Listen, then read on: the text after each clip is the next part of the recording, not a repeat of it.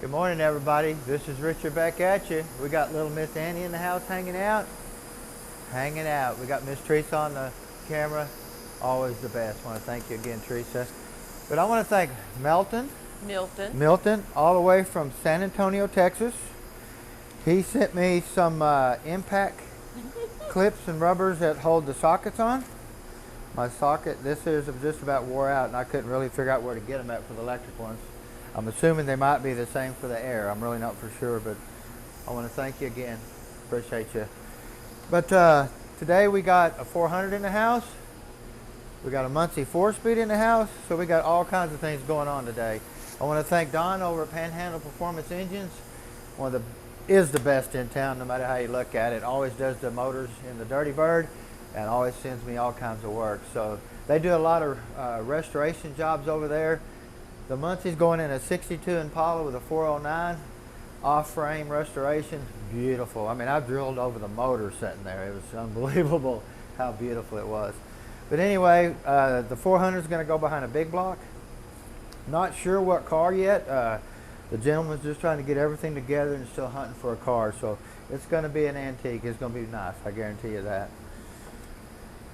Well, we got our passing gear wire.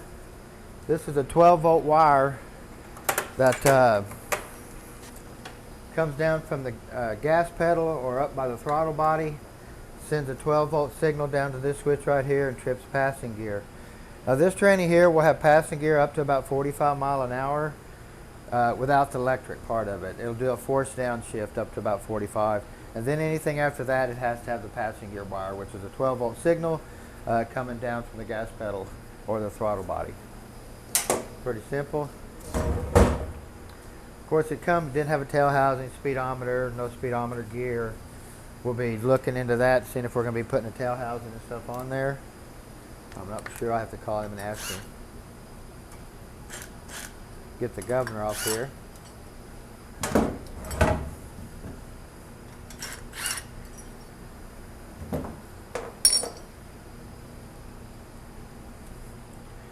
I noticed it was kind of stuck there a little bit, but it has no gear on it if you're looking at it on the inside.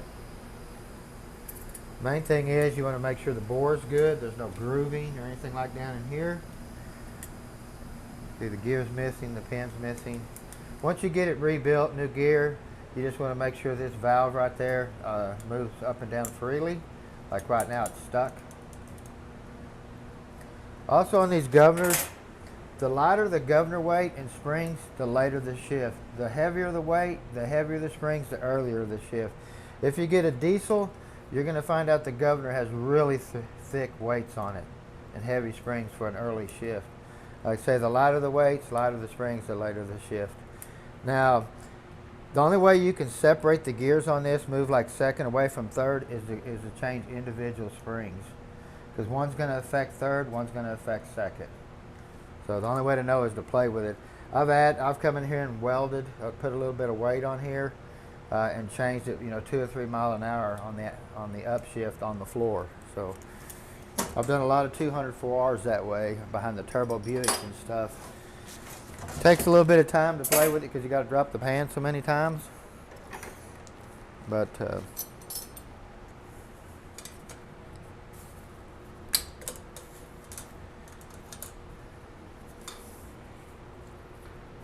I hate these plastic vents. All of them come in broken. I'm not even sure if you can buy them anymore. I always have to find a core that's got a good one. I'm going to have to ask Raymond at Transtar if they sell them still. If you look here, the modulator looks a little bent. A little crooked. See that? It looks a little bent. Now you can really tell it's bent. Yeah. Now, you can see the screw down in here. It's adjustable.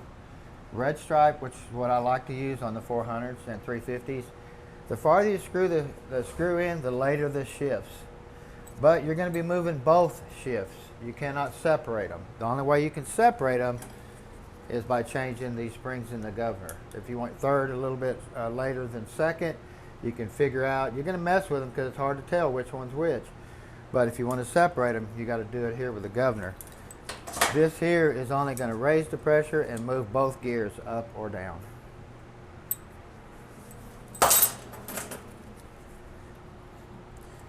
And this is a no-no for sure. We've got 2 O-rings on the modulator. You don't want to do that. Because anytime you pull this modulator out, the shifts are going to be softer. See how they double stacked it? You never want to do that. I don't think I've ever seen that before.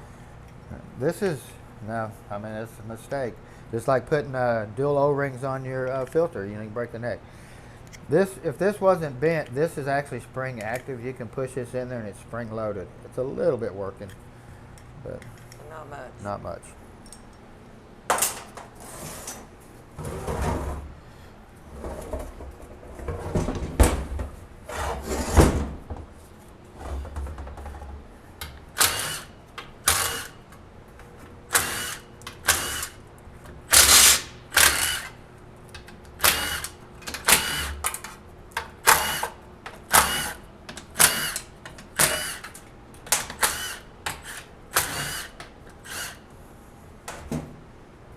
Nice deep pan.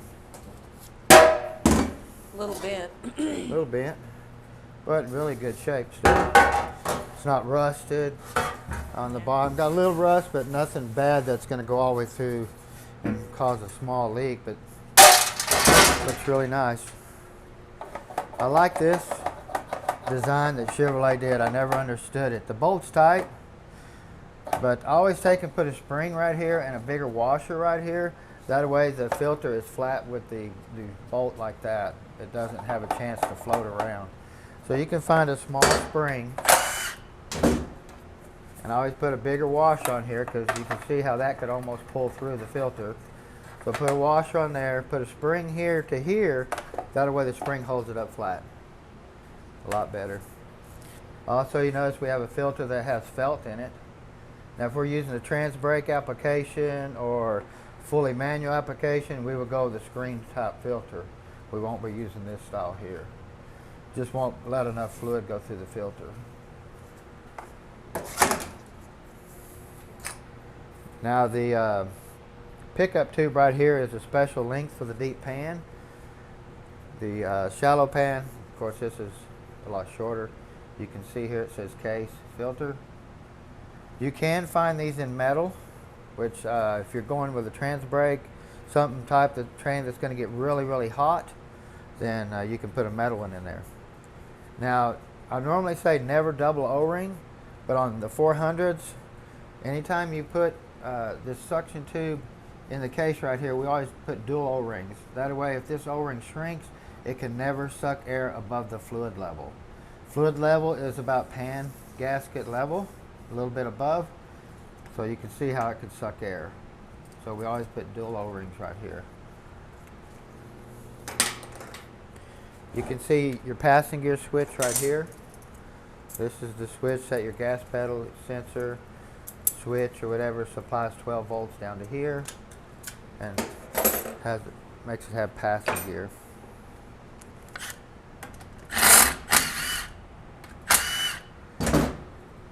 Two little 3/8 bolts.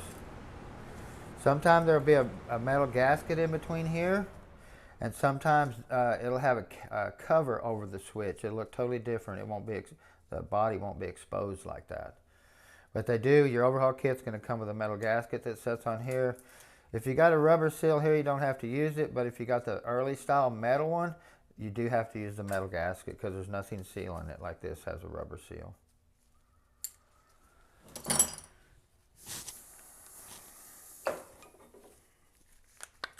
Of course, we have our manual valve right here. This shaft actually right here is bent. It's going to have to be replaced. You can see how the nut's laid over. So we'll be replacing that shaft right there. Just find your core.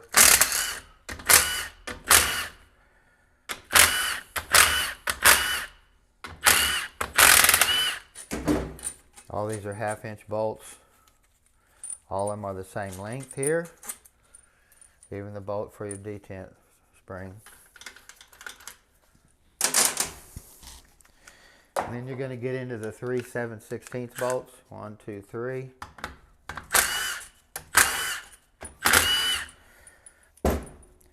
We're going to actually be getting our electricity turned off today at 10:30. It's going to be shut off till 4:30. So we're out here pretty early this morning, huh, Teresa? Yeah, no doubt. I think I seen the moon when I walked out here, so we're out here pretty early. Yeah. Okay, you have your governor feed tubes right here. If you have a fully manual valve body or trans brake, these tubes will be missing. You won't be using your governor. You can leave it plumb out. A lot of times they tap the holes back here in the valve body and plug them. I always like to pull up just a little bit to bend them. Kind of that way I can pull them out real easy. These are the same lengths. They'll go either direction or side to side. But you can see how they could tap them holes and plug them. Got your accumulator piston here. Now we always do away with the plastic and go with an aluminum one.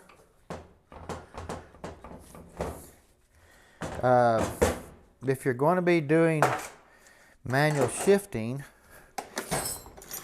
let me go grab something real quick. These trannies are bad about, they'll shift out of first gear even if you don't move the shifter.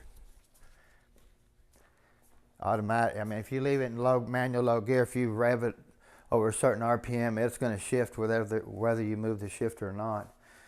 So what we do, we come in here and we plug this hole right here.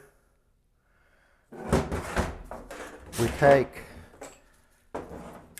this out right there,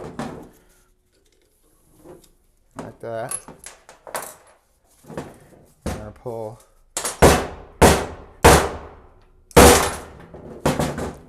Got a little trash right there. There we go.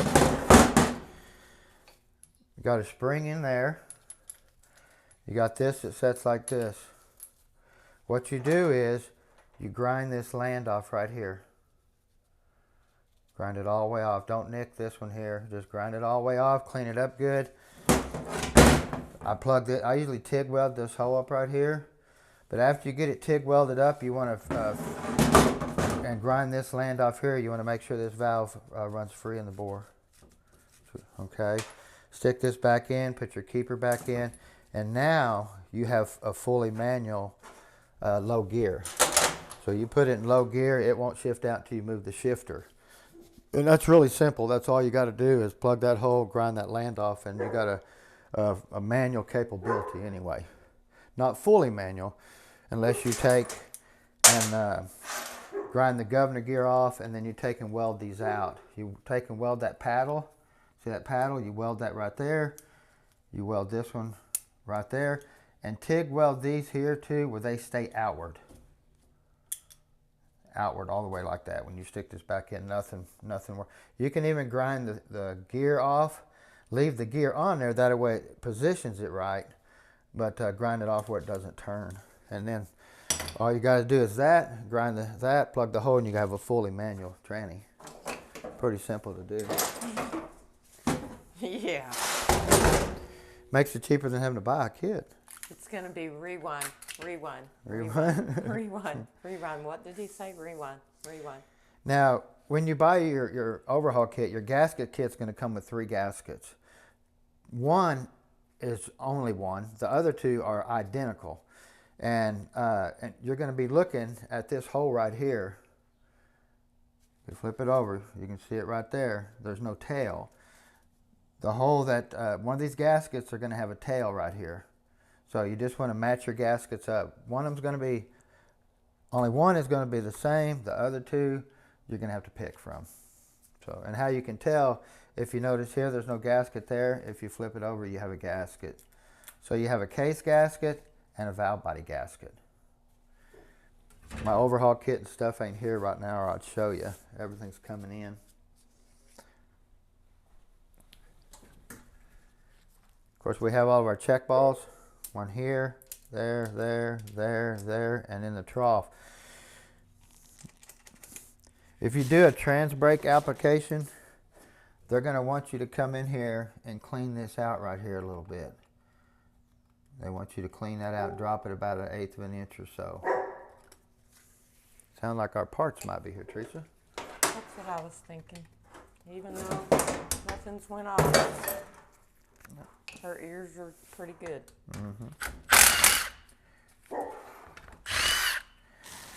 I think that center support bolt just broke. Aww. Look at that. That's I went to terrible. take that out and it just snapped off down in there. So what are you going to do about that? Well, I will take something, because that shouldn't be, that's a piece of metal. I'm going to tap the screwdriver down in that just a little bit and see if I can turn it out. Nope, it's snug. We'll take the snap ring out of there first and see if I can pull the support out. That thing broke off. The 400 is a short bolt. The 408E is a long one, and you do not want to interchange them. So make sure you put the short one in the 400. We have our servo here to apply the band. Band's down in there. When you can see it down in there. Now on this piece here, they make two versions of this, okay? There's your parts. You have a spring, you have this little cup, and you have this little U-clip right here. See that little U-clip? Like that, like that, like that. But let me explain this servo here to you. Okay, he goes to the driveway though. You have to go holler at him. Let me go see He where. stands at the door. No, Annie, come here. Huh?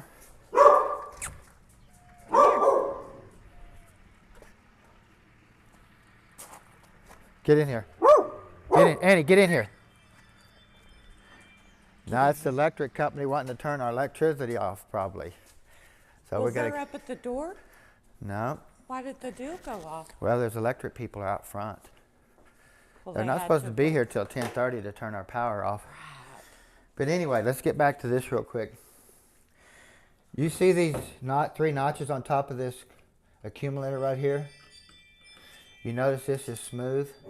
Well, some of these accumulators are smooth and the notches are on this. So if you put notches here and notches here, you're going to apply the band. Somebody's ringing the doorbell. Are they? Yeah. Sorry, guys. They're wanting to turn our power off.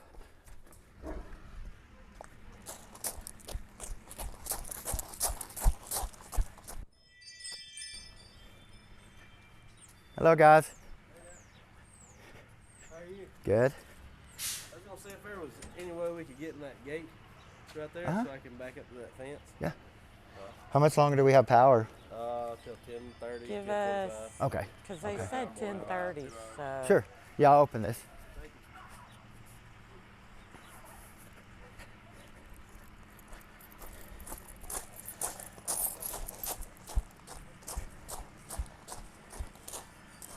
Good morning. They need to come in.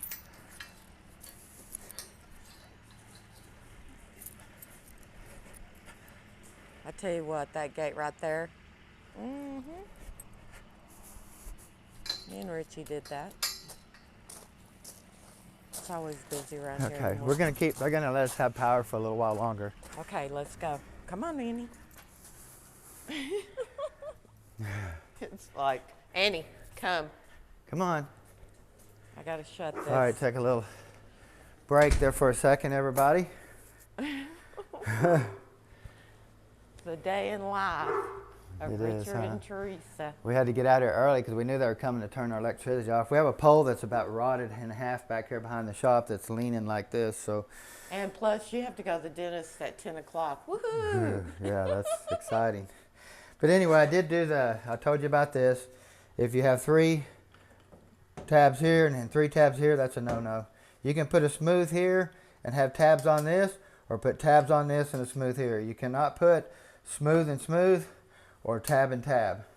You have to remember that, or you can get in trouble real easy and cook the band right off the bat. So you don't want to do that.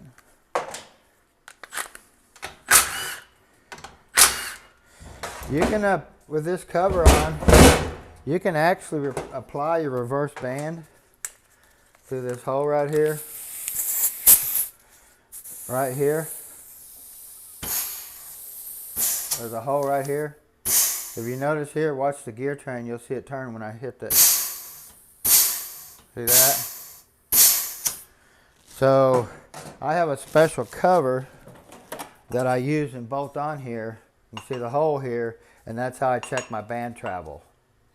So you always want to check your band travel after you get it in. Even with a new band, you want to check that.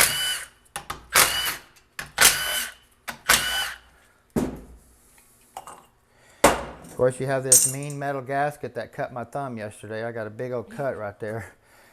I reached in to grab a clutch, and one of these were in the box, and I mean, it just cut my thumb. Like, it hurt. Ow. Of course, you have your servo here that applies your band.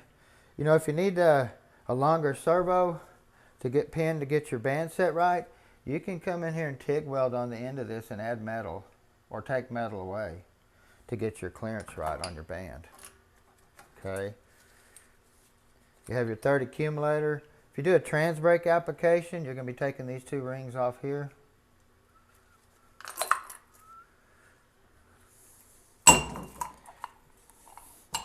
If you look down in here, you can see your reverse band. You don't have to worry about missing when you put it all together, you know, like a 204R or something like that, AOD, AODE. You have to put your band over your pin. It won't just line up. You'll miss it when you put it together, so you got to be careful on that. Of course, you have your parking mechanism here. I can't turn that. Get that. There we go. Right there. Locks in. You can see where it locks right here. You can see the tabs right here on the Planet. And you got your pawl, your parking pawl and stuff right there. You have this nail right here. Anytime you take the pump out, this nail is going to fall out. See, it almost fall out right there. Leaves just a little bit, but I'm going to take the nail out to change this shaft. You have to, because it's got a little groove in it that the nail goes through that keeps the shaft from sliding out. The nut just holds the rooster cone on the shaft. The pin holds it in, actually.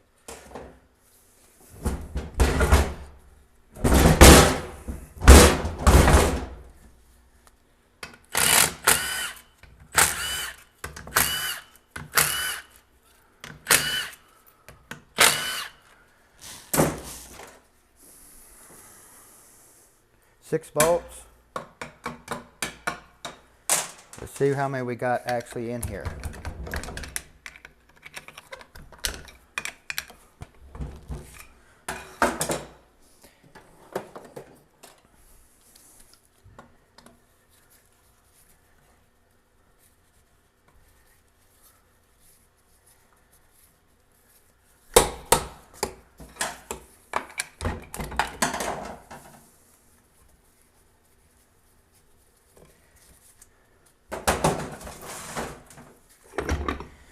The bolts, how many bolts it has on this pump isn't so much critical.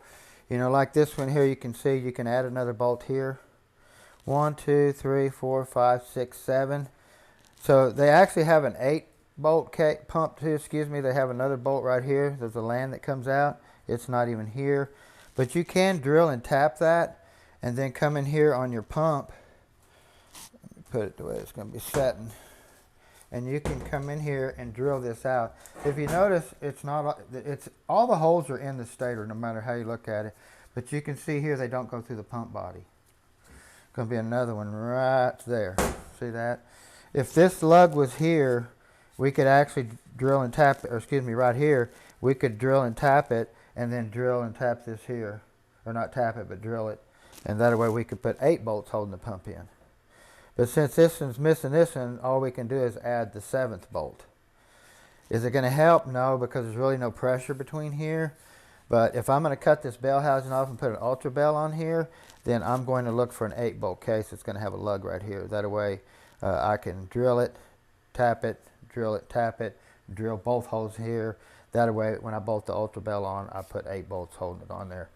I see guys trying to put an ultra bell on with 6 bolts, 7 bolts. That's not the correct way to do it. You need to find an 8-bolt case. Make sure it's bolted on with 8 bolts. If I put this tranny with a 6-bolt in my turbo car, I'd rip it off. I'd rip the bell housing off just bumping in. You know, boosting it up, it'd rip it right off. So you have to have 8 bolts when you do a trans brake application, turbo car, nitrous car, anything big power. You know, everything makes over 1,000 horsepower now. Everything.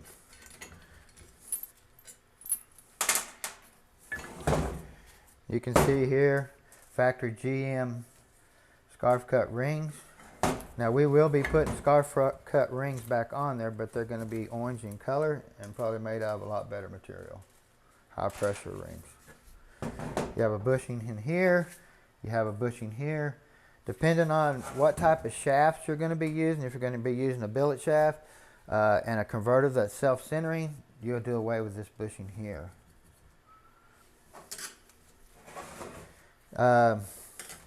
Your boost valve's right here. Let me get some snap ring pliers and pull that out real quick. You can see there's some rust starting to get built up in here and stuff, needs a lot of cleaning, but it's in pretty good shape. I want to look at this spot right here. As long as that's an outie and not a big innie. Now we do come in here and we tap this, plug this, and then we re-drill this hole out right here. I believe it's 100.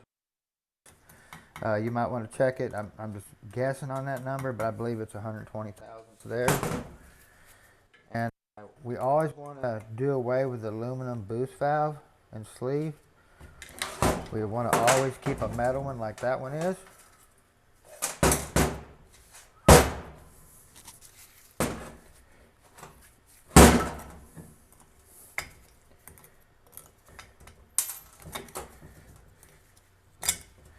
You notice that pin fell out because there is a plug right here, and that pin can fall out real easy in the parts washer or in the solvent tank. So you always want to make sure that pin is back there. If not, it'll just blow the plug out. Get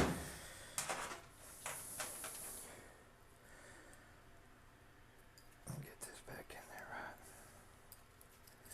If you notice, you have a horseshoe that goes on there, and then you got this piece that goes on there with the tabs on it.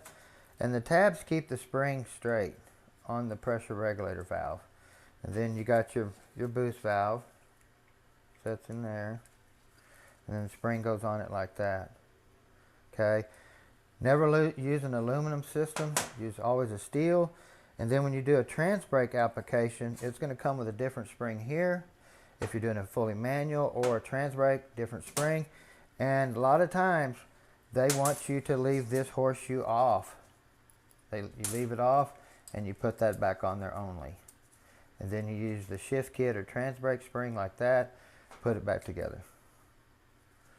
But if you put the horseshoe on there, you're going to have excessive line pressure, harsh engagements, all kinds of stuff you could have.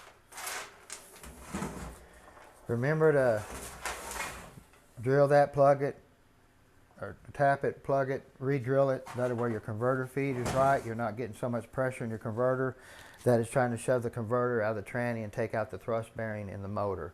So that's what we're really worried about when we do that right there. Anytime you bump the pressure up, you can get in trouble.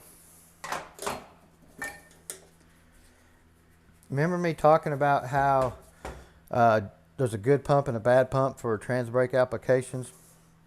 If you notice here, they had a problem wearing the pump gears from here to about right through here. This side will always look brand new. So GM decided to come in and put some oil on the back side of this gear. They put it here, but they decided to put it here too. Let's see if I can get that loose. There we go.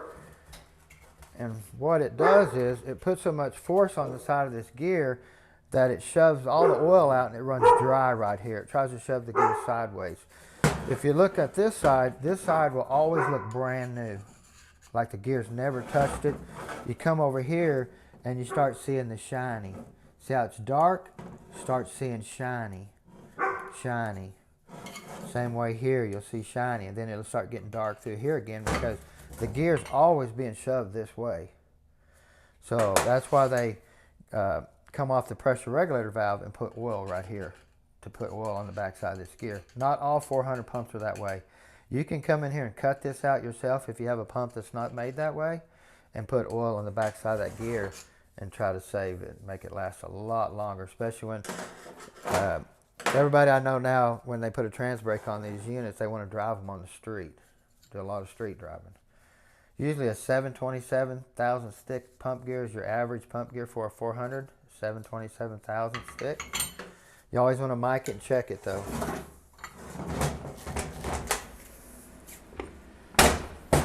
Have our thrush washer here.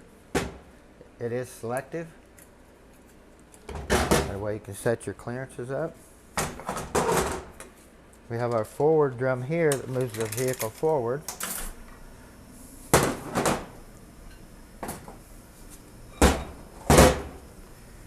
Just an old stock paper clutch. This train has never been apart since it's been built. You have a wavy here. Now, trans brake application, race car, all out 3000 stall converter, we're going to be doing away with the wave. If we're running a 4-wheel drive pickup, you know, daily driver, stuff like that, we're going to leave the wave in. That way it's just not so violent going into gear. For the converter, it's going to soak up the hit, won't be as bad. Of course, we have our forward hub here. You hear that? Let me go grab a good one. Kind of like dull, dull, dull, dull, dull. Yeah. Some of the 4L80Es come out of the factory with a lot better ones. You'll hear the difference. Now, does this have to have an updated hub? No. It's not making over 1,000 horsepower, I think 750, something like that. But if you listen to this,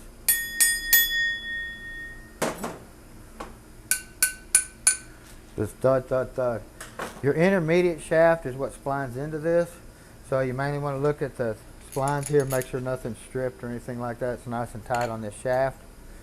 But it doesn't have to have a... Now, trans brake application, turbocharged, bumping in, all that crazy stuff, nitrous, yeah, you need to upgrade that part right there.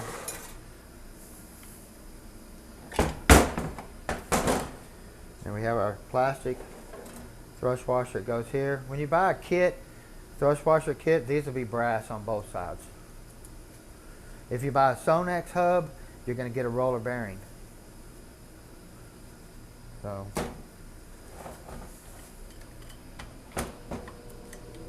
this is your third reverse clutch right here. Your reverse band comes on and this clutch comes on to back up. Of course, we have a third gear clutch.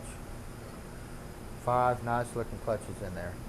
Now, if you get a vehicle in your shop that has a wave in this drum right here, if it's a car, you definitely want to put the wave back in third gear if grandma's driving it or just your normal person driving it, because if not, you're going to have a very harsh engagement in reverse if you don't put a wave here. They use the wave to soften the engagement in reverse. Just remember that.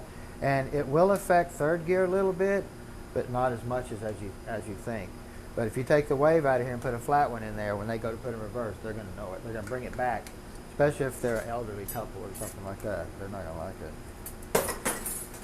I like these drums here that's got the stands like this. You can get these stands in different thicknesses and add more clutches. So I'll show you here. Here's the forward one. See how much thicker that is than the third gear one? Okay, third gear's thinner. You can take this and put this down in here and add an extra clutch in your forward drum just by adding a thinner one of them. But you don't have to shave the piston or anything. So the thick one goes there, the thin one goes here. Pretty simple. And then of course we have this is going to be a roller clutch since it squeaks. If it had a sprag in it, like this, This is a sprag. This is a roller clutch. Listen. Hear that squeak? Anytime you have that squeak, you're going to have a roller clutch. And it's going to look just like this.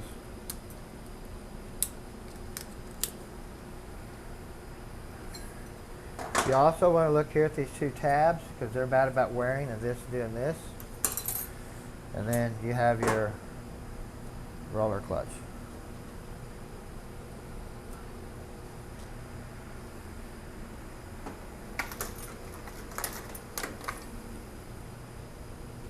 A lot more elements in here to grab and to hold, or these just have them few little rollers.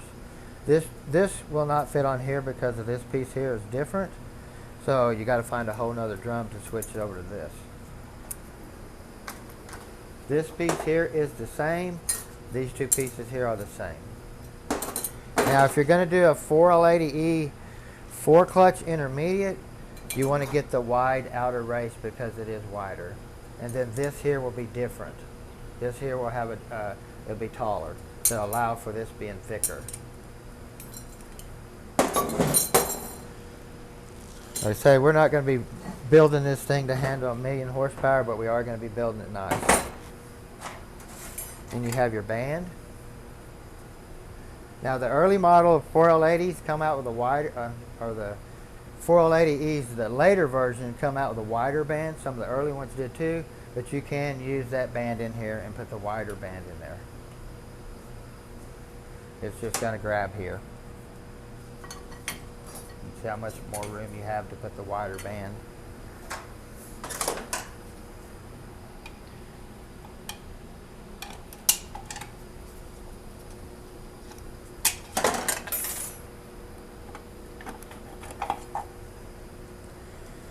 We have our intermediate clutch.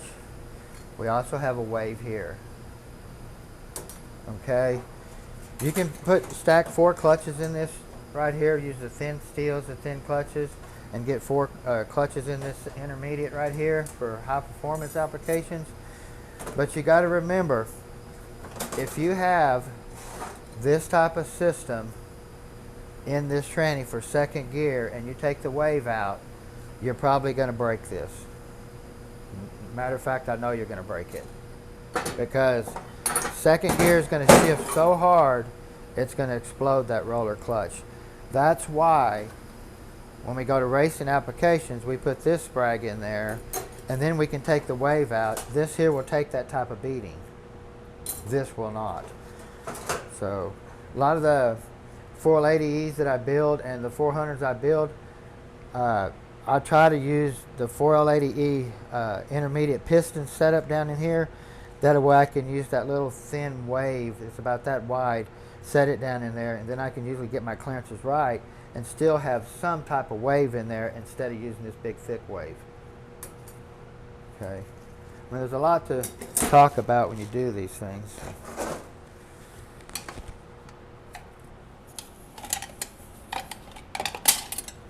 And then we have our bevel snap ring. It's round here, flat on the bottom. I don't like to put the opening in this gap right here. I try to move it over and put it in there like that. Keep that opening out of there. That way these don't break off. Same way with the snap ring that goes behind the backing plate. Put it over here somewhere. Don't put it in like that. Now they do make a upgrade. You can take this pin out right here and do away with the band. And it has a bracket that goes down in here and sets on that snap ring. So then you can put the right against the snap ring. It just keeps it from breaking it right through there. Puts it right in the middle. Hopefully this comes out. Ooh, it did. Great. I was worried about that. You can see our center support broke, that bolt that's broke off in there. Whatever I did with it. I can take an easy out, get it down in there, and I can get that piece out and save this support. You got a thrust washer down in here. You have the roller clutch that runs here. You want to Scotch-Brite this up really good. Make sure there's no chatter marks on it, any dents or anything. You have 4 sealing rings right here. If we're going to do an upgrade to third gear, we'll leave this one off. And we'll leave the center seal off in the drum. The seal that's in the drum. We'd leave the two seals on the piston and do away with this right here.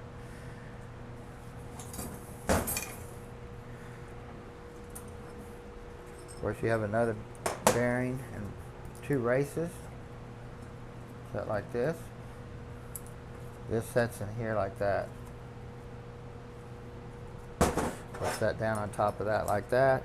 And the gear's down in there. I'll show you. Let me pull this out.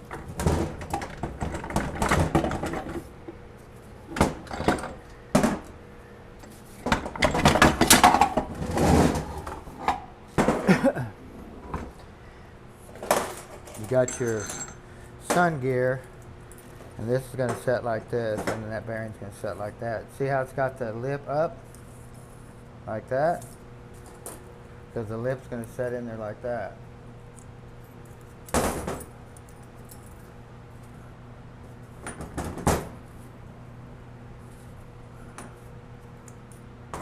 The thrush washer runs here. That plastic thrush washer right there. Okay. You have another roller clutch right here.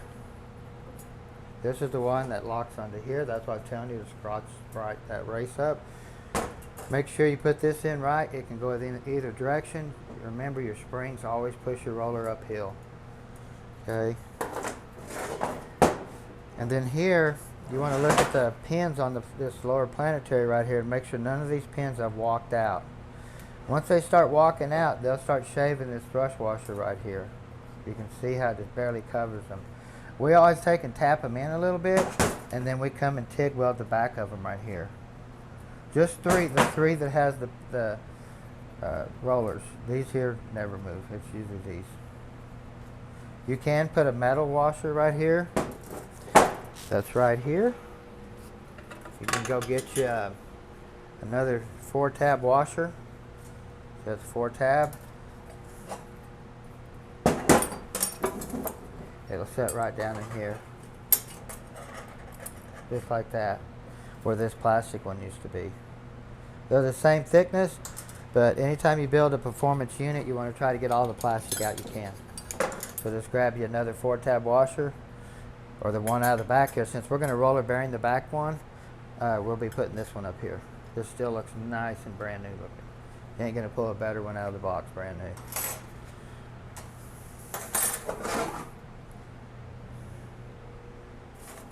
Now we do have what I was telling you. I was going to be. We'll take this brush washer and this race, and we'll mic this. We'll mic this bearing, and then we'll take these shims. That's going to set down in here, along with this bearing, and then we'll put about 3 to 4 thousandths over this onto here. That way we're working with about 5 thousandths over.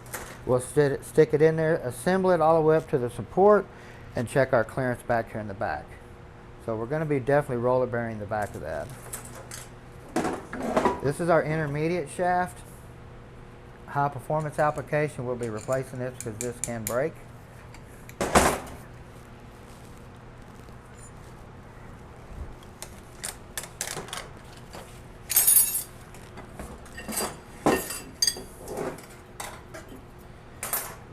You have a bushing down in here. You notice this bushing has that funny little groove in it. Just to move oil, keep oil on the bushing. Of course, we have a bearing there with 2 races. Just always remember, you want to make sure this bushing is below surface. That way, see that right there, how that sticks down? You want to make sure that's down in there. If it's flush, it's going to rub on that and make metal. And you have another bearing, 2 races right here. Sometimes when you take these apart, these bearings will be missing every other bearing. So you want to go find a bearing that's loaded with all of them. So same way with this one here, or this one right here, it could be every other bearing missing. So if you can go find a core that has the bearings that's got them all, or buy a bearing kit that has them all, put them in there.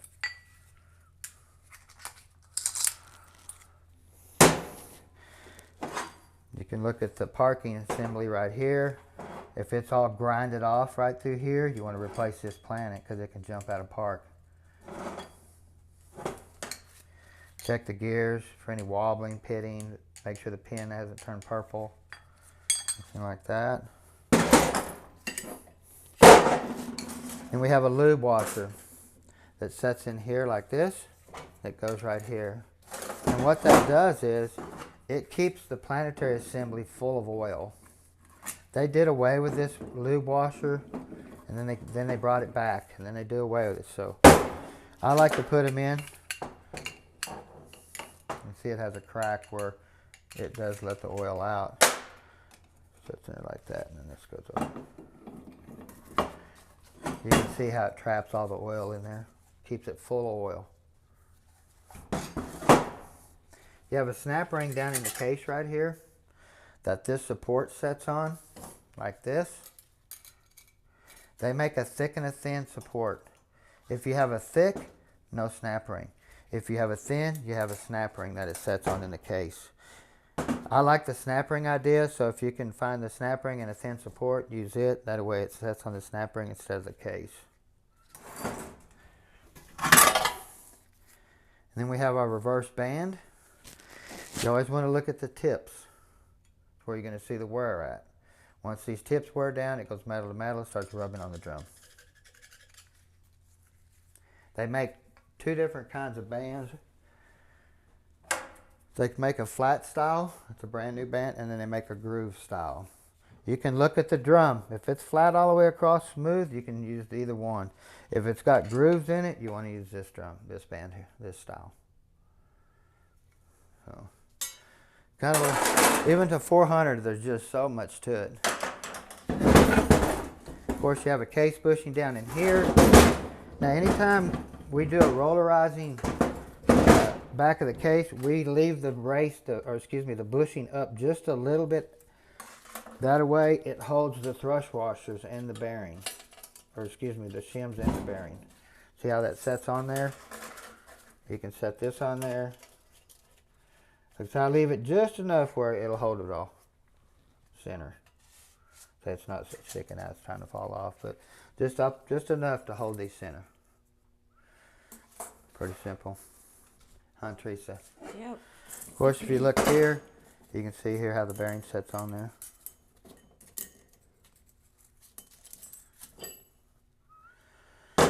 Well, anyway, guys, just another day at the shop, huh, Teresa? Yep. Always, huh? Busy, busy, busy. Don't forget to go check out our store. It's not much. We're still working on that. Miss Teresa is trying to figure out all the details. Don't forget to go check out 4D Motorsports. It's my son-in-law's and my daughter's family page. It's a really exciting page on drag racing and what we do on the weekends, and we love ripping rubber. So let me tell you. And plus, we got the Muncie 4-Speed coming up. I'm really excited about doing that too, so it'll be something different. Don't forget to subscribe, push your notification page, and have a happy day. Have a great day.